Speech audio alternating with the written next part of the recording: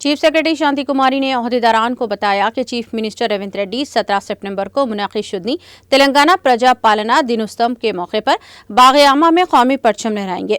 शांति कुमारी ने कहा कि क़ब्ल-ए-अज़ीज़ chief minister Revanth Reddy अमरुवेला स्टोम gun park में शहदा तेलंगाना की खदमात को खराज अक़ीदत पेश करेंगे। चीफ सेक्रेटरी ने आज सेक्रेटेरिएट में अहदेदारों के साथ एक इजलास मुनाक़िद किया और तेलंगाना प्रजा पालना दिनोत्सव के सिलसिले में जारी इंतजामात का जायजा लिया। उन्होंने अहदेदारों पर जोर दिया कि वो प्रोग्राम को कामयाब बनाएं और के लिए बेहतर तालमेल के साथ काम करें। महकमा पुलिस को हिदायत दी गई है कि वो रोड मैप के मुताबिक मुनासिब ट्रैफिक इंतजामात को यकीनी बनाएं। बल्दी अहदेदारों से कहा गया है कि वो तकरीब के मुकाम की तरफ तमाम सड़कों की मरम्मत के अलावा मुनासिब सफाई इंतजामात को यकीनी बनाएं।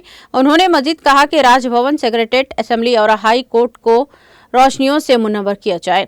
महकमा तवन्नाई के अहदेदारों को बिला वक्फा बरक़ी की सरबराही की हिदायत दी गई है। इसी तरह महकमा आतिशफरोश से कहा गया है कि वो आग बुझाने वाले आलात की तंसीब का निज़ाम करे। CS ने वाटर बोर्ड के अहदेदारों को पीने के पानी की फराहमी की हिदायत दी।